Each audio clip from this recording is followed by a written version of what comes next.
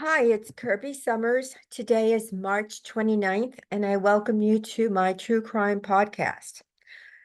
I want to ask those of you to remember to like the podcast, remember to subscribe. So, you know, there has been some breaking news on the Epstein saga, as I like to refer to it. And I just want to bring your attention to the fact that a lot of my work goes into delving into the people that were very highly placed, because we have to remember Epstein as, quote, an intelligence asset. We can't forget that quote by Alexander Acosta. And then somebody like Leslie Wexner in my ongoing series, Deconstructing Wexner, which is on Substack. Part 9 will be coming out shortly.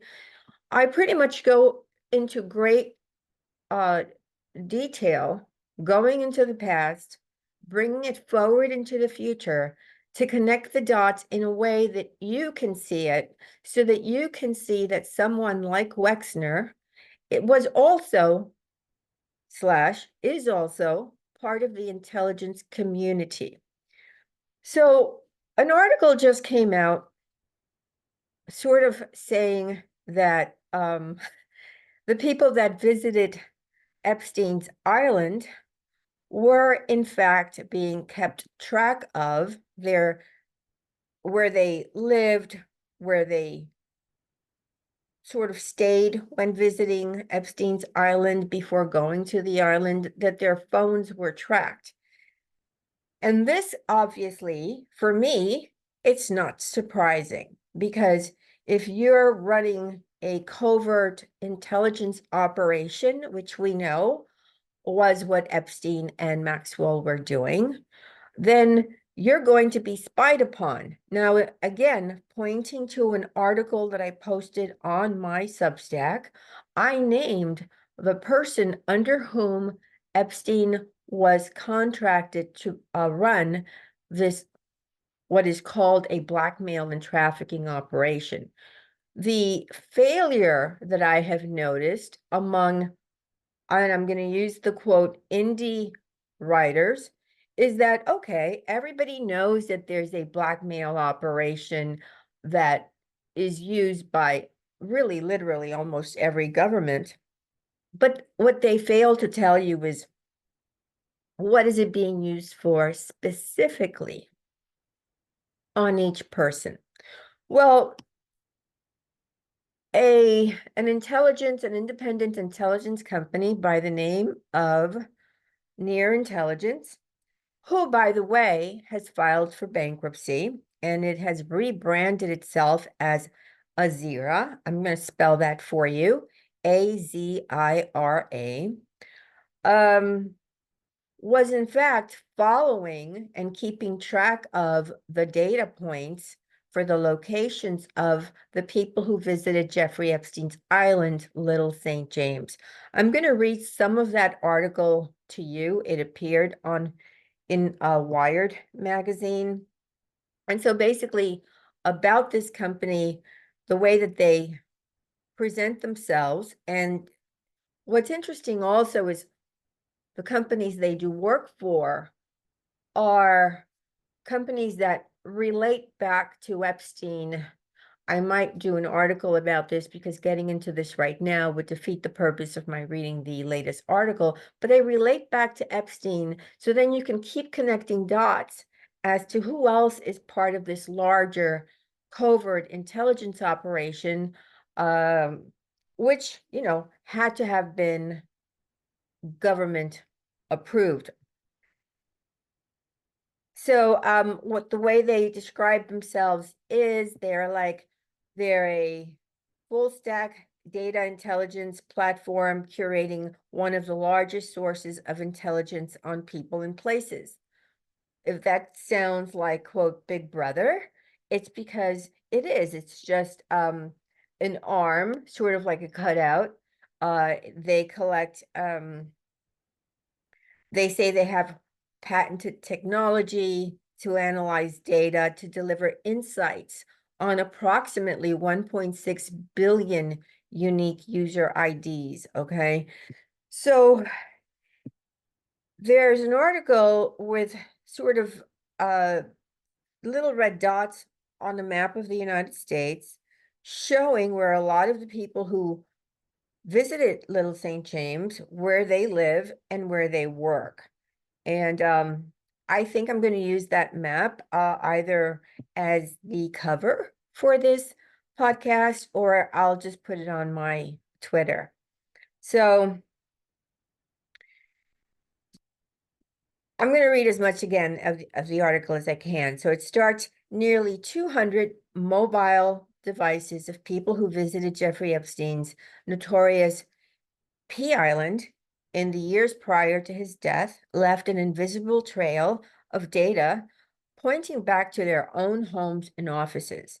Maps of these visitations generated by a troubled international data broker with defense industry ties. I'm going to underscore that, defense industry ties, okay? Because it is my opinion, based on everything that I have gathered during the last 3 decades that I'm looking into this issue because of my own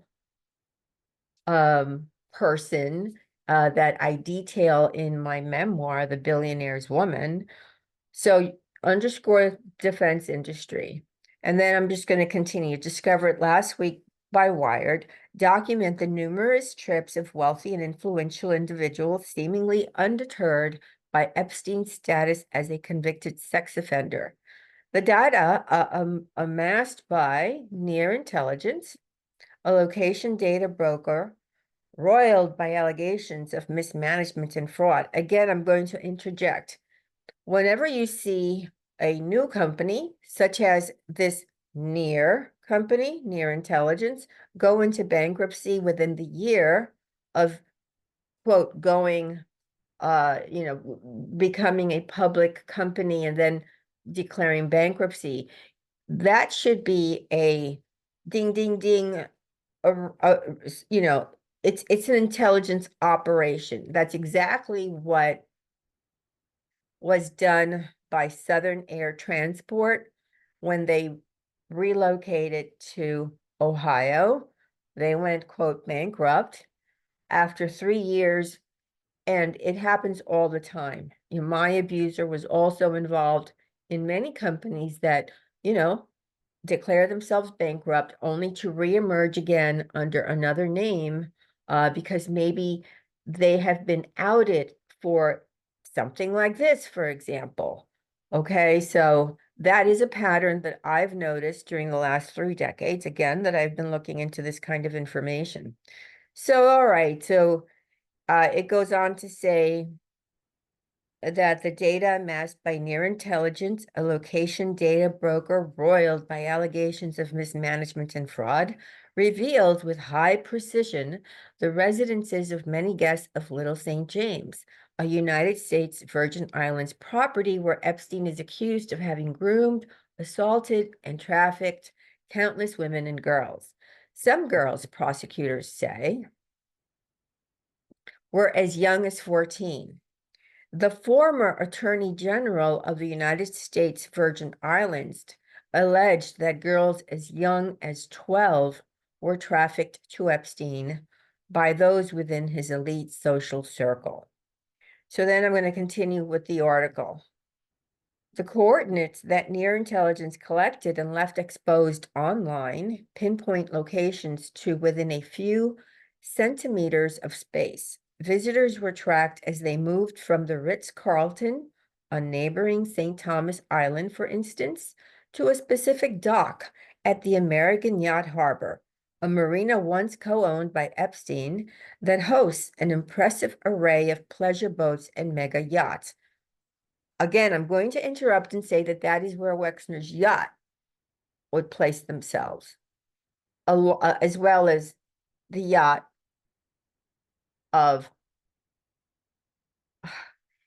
and I did a whole podcast, which is on my Patreon, on Bill Gates, his yacht, and what you can discern, the information that you can discern from a yacht that has been, the information of which has been scrubbed intentionally by Gates, because he's also a member of the intel community, and other nefarious things that most of you are aware of. So that's where they used to moor their yachts, all right? So the data pinpointed their movements as they were transported to Epstein's dock on Little St. James, revealing the exact routes taken to the island. The tracking continued after they arrived. For instance, inside Epstein's enigmatic waterfront temple to the pristine beaches, pools, and cabanas scattered across his 71 acres of prime real estate, the data compiled by Near captures the movement of scores of people who went to Little St. James as early as July 2016.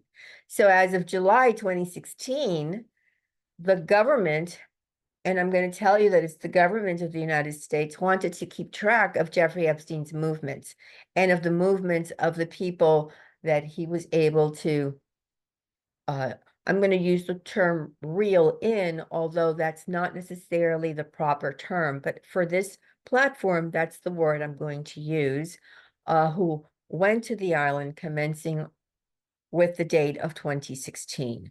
The recorded surveillance concludes, I'm reading from the article again, on July 6th, the day of Epstein's final arrest. So they started to track his work, and I'm using that word very literally, at least 3 years before his arrest. Okay, so 11 years earlier, the article goes into saying that he was sentenced to 18 months in jail after a guilty plea in 2008 for soliciting and procuring a minor. Then it goes into how he secured the quote secret sweetheart deal to avoid federal charges.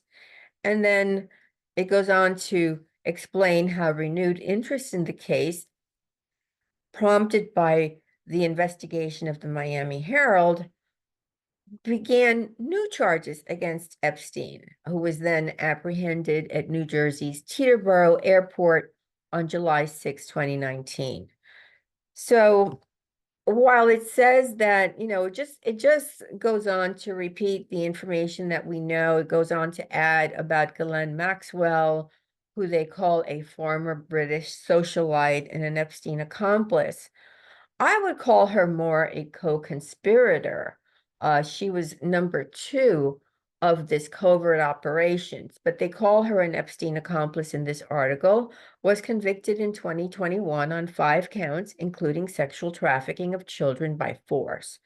And they go on to add that Maxwell was arrested in New Hampshire, tracked to a multi-dollar million-dollar home. They use an odd phrase by federal agents using location data pulled from her cell phone. So I'm going to interject again because they're tracking Epstein's movements. The Defense Department has hired a subcontractor, namely the one that I'm discussing in this article, and so they know where everyone is. So that all of those stories that we heard for, 3 years until Ghislaine Maxwell was arrested at her home in New Hampshire, that I'm going to call a major BS on that. Even I knew where she was. I knew where she was. But the quote FBI and all of the newspapers were saying, well, no, she's in Paris. No, she's in Brazil. No, she's here. Where in the world is Ghislaine Maxwell? Well, they keep track of everyone. And this is just like another good slip of information that, while not adequately explained to the public as being additional surveillance placed on Epstein's, let's call them people who visited the island. I mean, I'm just going to make it very simple again on this platform. Of course, they're going to know where Ghislaine Maxwell is because Ghislaine Maxwell's phone is part of what was being tracked by this subcontractor. Okay. So I'm going to try to just give you as much of what really is important from this article. And so I'm going to continue.